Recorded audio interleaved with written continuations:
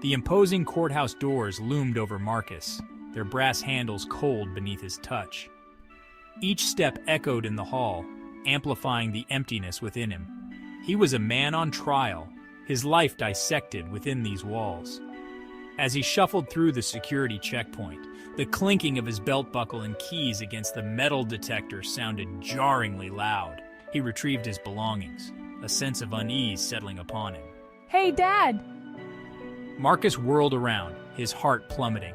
There, standing awkwardly by the security line, were his two oldest sons, Terrell Jr. and Emilio. Their faces, usually brimming with youthful exuberance, were etched with confusion and fear. Before he could call out to them, his ex-wife emerged from the metal detector, her eyes locking onto his with a gaze as sharp as shattered glass. She beckoned the boys forward, her voice laced with a venomous sweetness. Let's go.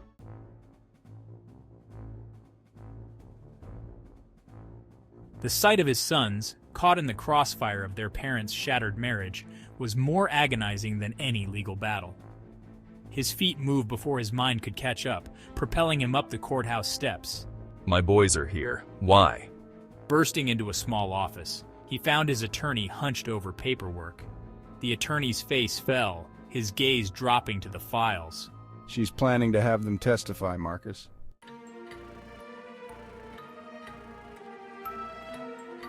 Testify? About what? Marcus's voice was barely a whisper, the blood draining from his face. The attorney hesitated, choosing his words carefully. She's claiming that when the boys and the other kids went with you, they would be neglected during the older two's basketball 6 a.m. practices. Neglect? That's absurd. I'd never... His voice trailed off, the image of his sons confined to the gym bleachers or waiting in the car while the focus would be on their siblings' early morning practices, flashing through his mind. She's saying there would often be left unattended, sometimes for over an hour. The attorney's voice was a dull drone, each word a nail hammered into the coffin of Marcus's hopes.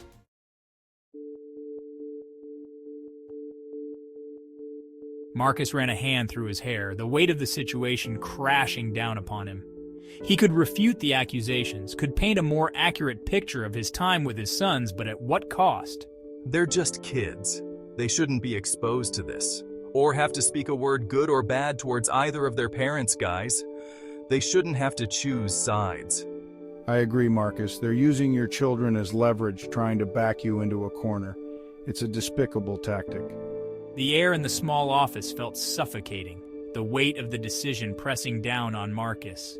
He could fight, could expose his ex-wife's manipulation and clear his name, but at the risk of scarring his sons, or he could concede, could let her win this round, knowing that his silence would be perceived as guilt by some. Let's just give her what she wants. Get my kids out of here ASAP. That's all that matters to me right now.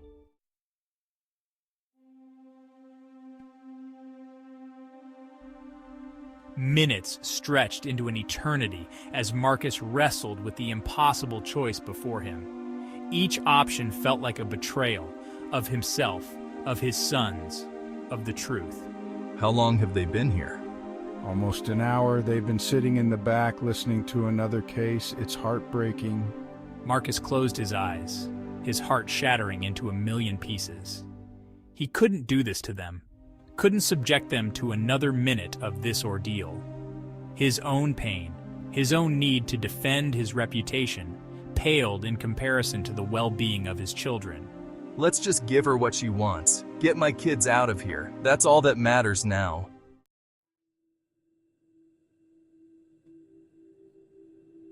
A tense silence filled the room, punctuated by the rhythmic tapping of the attorney's pen. Marcus sat there, his stomach churning with a potent cocktail of anger, fear, and helplessness. She's agreed to dismiss the boys. They're being taken out of the courtroom now, his attorney says to Marcus. A wave of relief washed over Marcus, so profound it almost brought him to his knees. His boys wouldn't have to endure this. They wouldn't have to stand trial in their own parents' war. Don't mistake this for kindness, Marcus. This was a strategic move on her part. She knows she's rattled you by using the one thing she believes you care the most for. She knows she holds the power in this situation and she won't hesitate to use it. Again.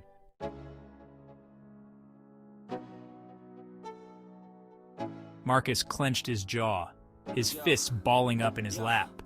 He hated that the attorney was right, hated that his ex-wife was so readily willing to manipulate and exploit their children for her own gain. But right now, all that mattered was that his sons were safe. What's the plan now? We shift our focus. We highlight your consistent parenting, your unwavering dedication to your children. We present a united front, emphasizing the stability and love you provide, and we expose her fabrications for what they are, desperate attempts to gain an advantage in this divorce. Marcus nodded slowly, absorbing the attorney's words.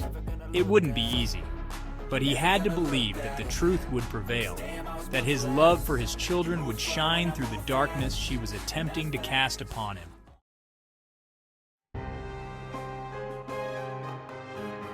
This isn't over, Marcus said, his voice low and resolute. He may have conceded this battle to protect his sons, but he was far from defeated. He would fight for his children, armed with the truth and fueled by a love that burned brighter than any lie his ex-wife could conjure. It's going to be a long road, Marcus, but I believe in you. I believe in your case, and most importantly, I believe in the unbreakable bond you share with your children. Marcus took a deep breath, steeling himself for the battle ahead. He knew there would be more challenges, more attempts to undermine his character and question his love, but he would face them all head-on, armed with the truth and fortified by the unwavering belief that in the end, love always triumphs. For my kids, I'll do anything. The attorney nodded, a glimmer of admiration in his eyes.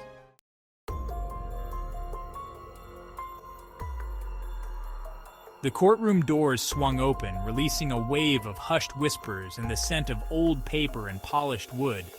Marcus hesitated at the threshold, his heart pounding against his ribs. Every footstep echoed across the polished floor as he made his way towards the defense table. He took his seat, the leather creaking beneath him, and glanced around the room. The weight of the situation pressed down on him, threatening to suffocate him. He was about to bare his soul, to defend his character and his fitness as a father in front of strangers.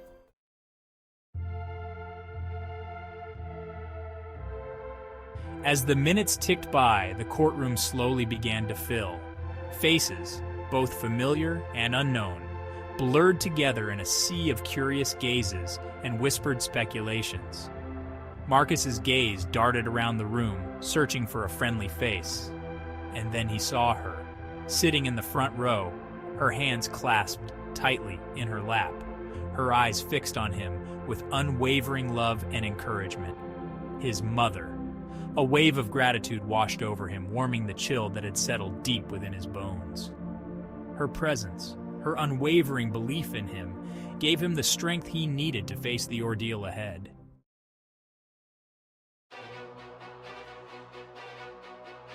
The sound of the gavel cracking against wood cut through the courtroom chatter, silencing the room instantly.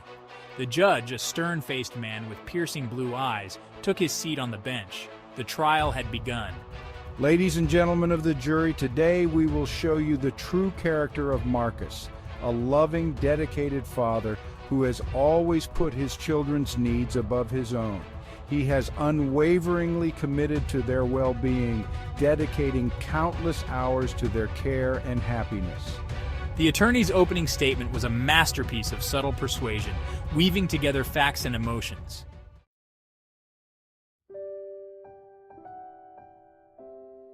The attorney's words resonated through the courtroom, their impact palpable in the sudden stillness. And then, it was Marcus's turn. I swear to tell the truth, the whole truth, and nothing but the truth. Under the weight of the courtroom's gaze, Marcus rose slowly, his heart pounding in his chest. As he began to speak, his voice, though laced with a tremor of anxiety, rang with the unmistakable clarity of sincerity. My love for my children is profound and all-encompassing. It has guided every decision I have ever made. Marcus's words carried the weight of his truth, his eyes shining with unwavering love.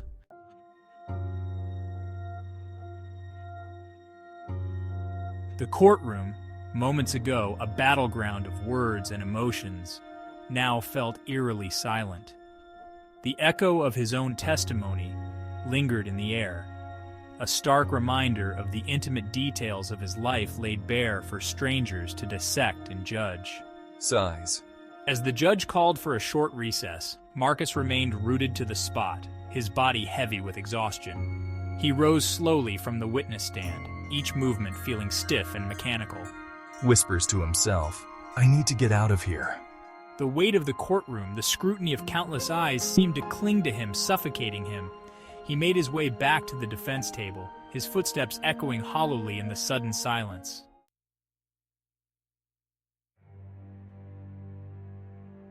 The moment the courtroom doors closed behind him, Marcus felt a wave of relief wash over him. He took a deep breath, the crisp autumn air a welcome contrast to the stifling atmosphere of the courtroom. Turning, he saw his mother waiting for him, her face a mixture of concern and unwavering support.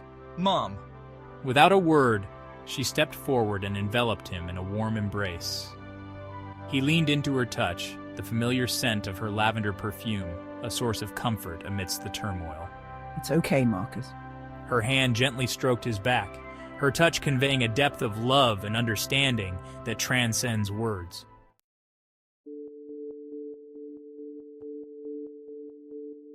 As they walked in silence towards the courthouse steps, Marcus felt drained and defeated.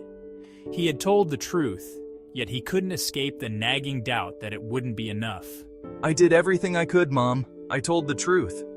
His mother linked her arm through his, matching his weary pace. She wisely refrained from voicing her concerns. Sometimes doing the right thing doesn't feel like a victory. His mother squeezed his arm gently, her silence speaking volumes. You're a good man, Marcus. That's what matters. They continued down the courthouse steps, their figures dwarfed by the imposing building behind them. Through the courthouse window, blurred by grime, Marcus watched his sons disappear into a waiting car. Their laughter, muffled by the glass, was a sharp pang to his heart.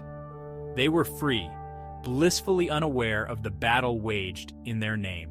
He'd traded his peace of mind for their joy. It was a victory, but one that rang hollow. You did the right thing, Marcus. They're better off not being dragged into this. He retreated to his car, a sanctuary from the day's emotional onslaught. Beside him, his mother squeezed his hand, her touch a lifeline. It's okay to hurt, Marcus, but don't let this break you.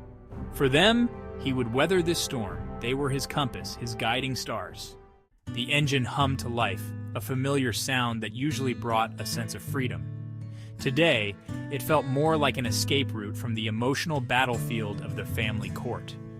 As Marcus steered the car onto the open road, the courthouse receded in the rearview mirror. He rolled down the window, letting the cool autumn air wash over him.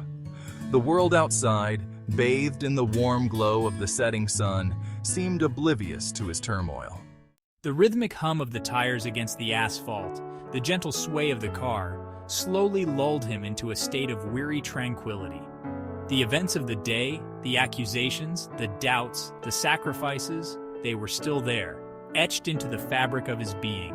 He glanced at his mother, her gaze lost in the passing scenery, a serene expression gracing her features.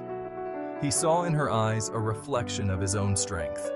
The road ahead might be long, but he wouldn't face it alone. He was a father, his love for his children an unbreakable bond.